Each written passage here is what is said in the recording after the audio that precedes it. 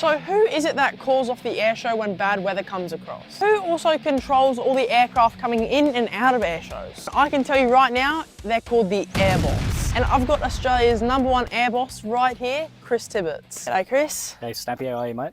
So Chris, what is the role of an airboss at an airshow? So my job at an airshow is to make sure everything runs smoothly and as safely as possible in front of the crowd. So that involves lining up the next act, calling acts in, whatever needs to be done to have a nice smooth show. And if I've done my job properly, people don't even know that I'm there. So there might be bad weather coming across and there has to be a decision made. Do we keep going or do we stop the airshow? Well, there's a lot of factors that come into that, Snappy. So that may depend on the severity of the weather, whether it has wind, rain, right down to the performers in the aircraft. So some aircraft are more susceptible to crosswinds. Some of the aerobatic performers have got a lower limit of cloud that they operate with, so it's really a case by case basis. But that's part of the thing that I do is know who the performers are, what the aircraft are, and what they require, and it's up to me to make that call on the day. So if there's a 30-minute storm cell coming by, what do you do to fill in that time? It depends on the severity of it, but we could do anything from putting some ground acts on, which could be stunt cars or freestyle motocross bikes.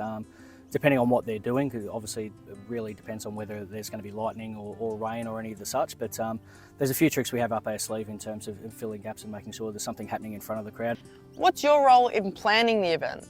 Up and down the East Coast, you've got the Gold Coast, you've got Shell Harbour, down to Avalon, which require planning from 12 months or even greater out, really depending on where they are and where they're situated and if it's a new event or not. So my role varies from getting there just beforehand, somebody's already done the program, and airbossing for the weekend, through to being involved with the planning with CASA and Air Services, the development of the program, and then the execution on the weekend, which can start 12, 18 months out. Obviously, airbossing is a skill. How did you become an airboss and what got you into it? I started a long time ago.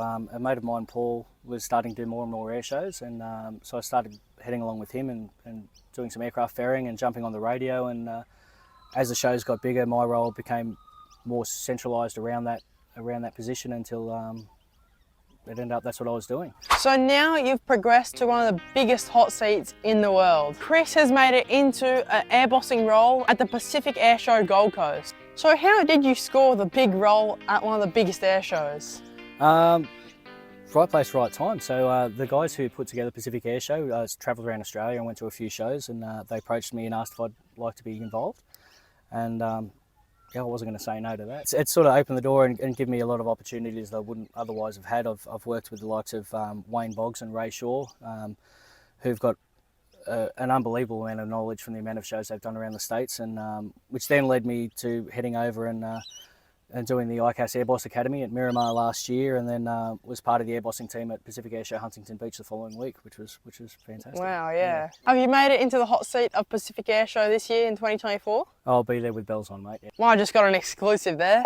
I also got a message from Matt Jolly. Yep. He was hinting he's going to be in the box as well. I think there's a very high chance that might happen, and if that's the case, stock up on your Tim Tams. Yeah. One of the biggest issues at air shows are drones. Have you had any issues with them in the past? Yeah, I've actually had a couple in the last 2 years. One at the Gold Coast. Somebody decided to put a drone up during the Super Hornet display, and we were lucky enough that we had both Queensland Police and the Australian Federal Police involved. So the moment that drone was launched, we knew exactly where it was, what its intentions were, and we could deal with that risk in real time. So we knew exactly how much of a risk it was to the display aircraft. At Shell Harbour, there was an incident where there was a drone down near the end of the runway, and we were lucky enough once again to have the drone detection gear there.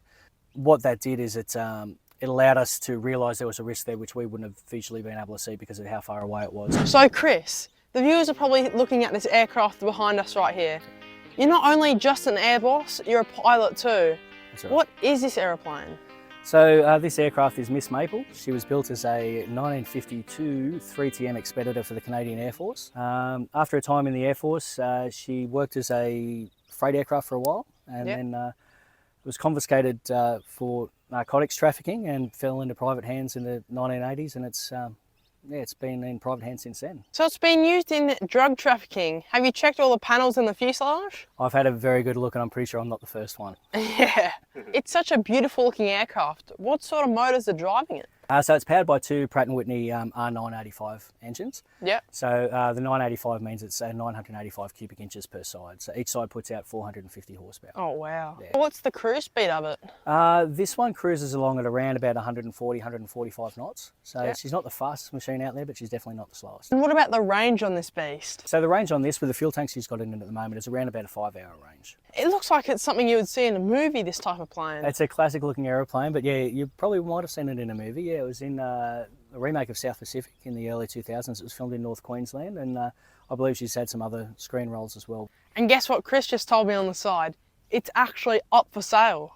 And that's why he's called the Aussie Airboss. Hope you enjoyed this video. Make sure you like and subscribe. Thanks, Chris. Thanks, Snappy.